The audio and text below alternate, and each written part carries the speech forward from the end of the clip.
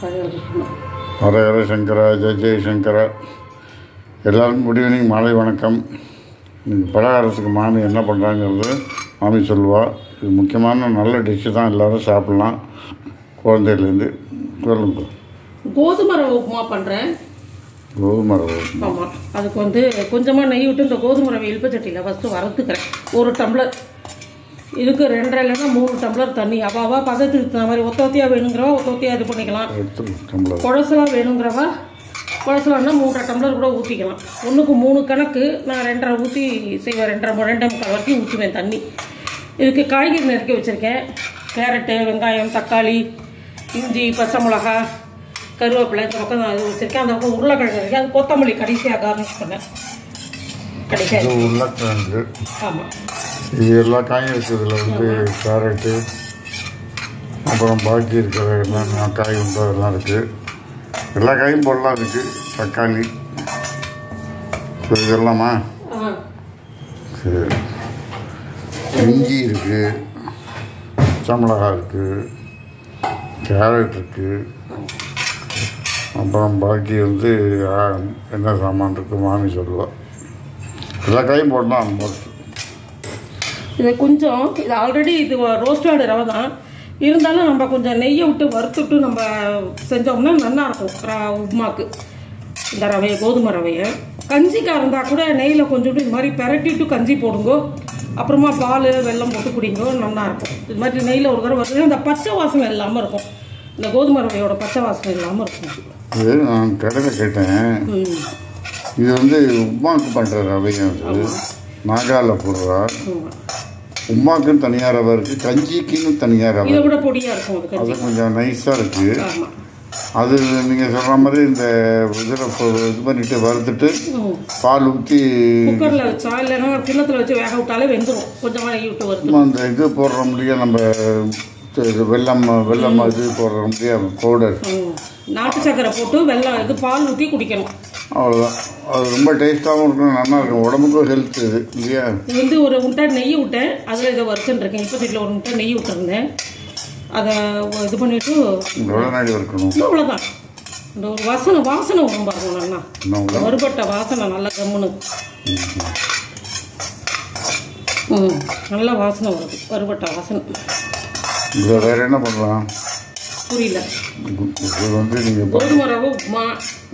கோதுமை ரவையை ஊற வச்சு பால் பிழிஞ்சு அல்வா கிண்டலாம். வேற என்ன இதுதான் செய்ய முடியும். புளிப்பொங்கல் கூட ஒரு சில பேர் பண்ணுறாங்க கோதுமை ரவையில்.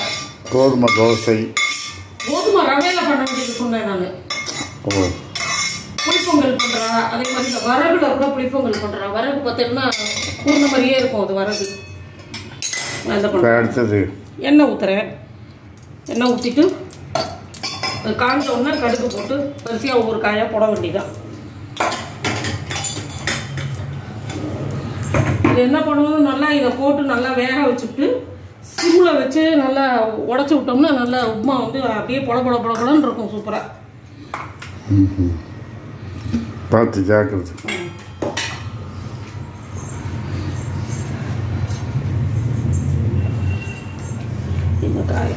இது ரவா உப்புமான்னு சொல்லலாம், கிச்சடி ரவா வெறுமனையே சாப்பிடலாம். பட் காலத்தால் முருங்கைக்காய் சாம்பார் வச்சாலே அது கொஞ்சோண்டு இருக்குது. ரவா கிச்சடின்னு சொல்லலாம், கோதுமை ரவா கிச்சடி. கடுகு வெடிச்சுட்டு சின்னது பண்ணிட்டேன். கேஸை உளுத்தம்பருப்பு போடுறேன்.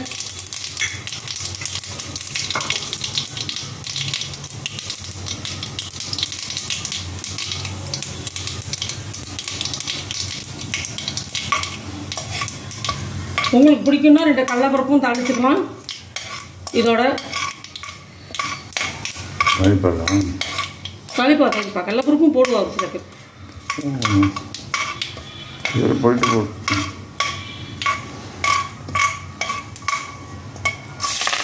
எல்லா காயும் போட்டுட்டேன். கருவேப்பிலை, இஞ்சி, பச்சை மிளகா, கேரட்டு எல்லாம் இதில் நறுக்கி இருக்குது பொடி பொடியாக.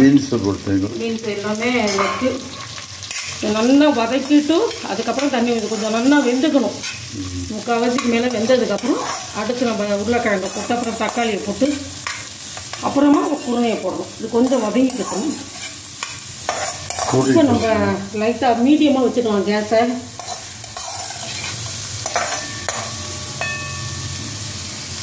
வேணுமா? மூடி வைக்க. ஆமாம்மா. உப்பு போடணுமா? இப்போ இல்லை. கொஞ்சம் தக்காளி போட்டுறேன். எல்லா காயும் வதங்கிருக்கும். இன்னும் கொஞ்சம் வதங்கணும். அதனால் தக்காளியும் சேர்த்து போட்டு இதுக்கு உண்டான உப்பு கொஞ்சமாக போட்டு இது பண்ணோம்னா சீக்கிரம் வதங்கிடும். வதங்கினதுக்கப்புறம் காமிக்கிறேன். நான் திருப்பி உருண்டை போடுறத காமிக்கிறேன். தக்காளி தனியாக வதங்கணுமா? இதோடய சேர்த்து வதங்கிடும். இப்போ இது முடிச்சதுக்கப்புறம் தண்ணி ஊற்றுவேன். எவ்வளோ டம்ளர் தண்ணி ஊற்றுறேங்கிறத காமிக்கிறேன். நான் தக்காளி பாக்கி காயெல்லாம் வெந்துடுது. இதுக்கு உண்டான தண்ணி ஊற்றுறேன்.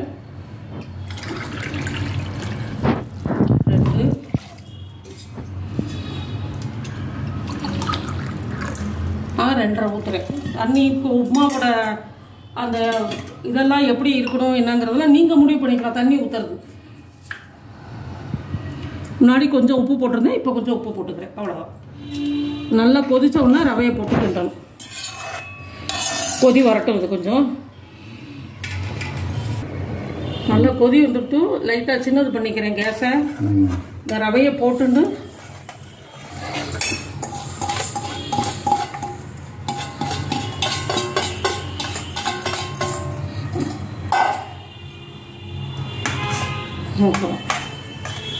இது நல்லா கிண்டு.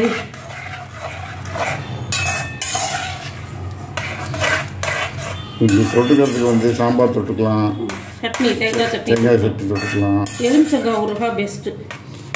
இந்த மாதிரி டிஃப்ரெண்ட்டாக வந்து பார்த்தோம்னாக்கா உங்களுக்கு பொருட்ஸ் நிறையா வந்து இது பண்ணிக்கலாம். எல்லாத்துக்குமே இது காம்பினேஷன். ஆனால் பொதுவாக பார்த்தீங்கன்னா சாம்பார் ஒன்று பண்ணுறோம் இல்லையா, கடை சாம்பார், அந்த மாதிரி கூட பண்ணலாம் இல்லையா? பண்ணலாம்.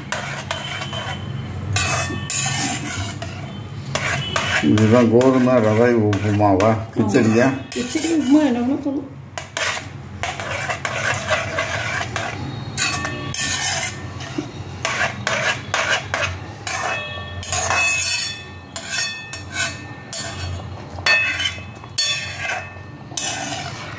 ஆனால் செய்கிறது கொஞ்சம் நல்ல கனமான இனம். திருப்பச்சிட்டில் பண்ணாக்க உங்களுக்கு வந்து இது அடிப்பிடிக்காது இல்லையா? நீங்கள் தான் எப்படி இது மாதிரி ட்ரை பண்ணி மெல்லிசை இழுப்பு சட்டியில் செய்யக்கூடாது. இது மாதிரி இதை ட்ரை பண்ணுது. இது மாதிரி வாங்கி சென்று இரும்பு இழுப்பச்சட்டியில் செய்யலாம், இதில் செய்யலாம். இந்த மாதிரி செஞ்சோம்னா காட்டன் சட்டியில் கூட செய்யலாம். பட் அதோட இது கொஞ்சம் இன்னும் நல்லா இருக்கும். இந்த ட்ரை பேன் நல்ல கனமாக இருக்கிறதுனால தீயாது, ஒன்றும் பண்ணாது. நல்லா இருக்கும். உப்புமா நல்லா வெந்து வரும். நல்லா சூப்பராக ஒரே மாதிரி ஈவனாக இருக்கும் ஹீட்டு இல்லையா? ஆமாம். கேஸையும் ரொம்ப பெருசாக வைக்கக்கூடாது, மீடியமாக வச்சுக்கணும். கம்மி பண்ண வேண்டிய நேரத்தில் கம்மி பண்ணி செய்யணும். அப்போ தான் இந்த சாப்பாடோட டேஸ்ட்டும் கரெக்டாக வரும். அப்போ தான்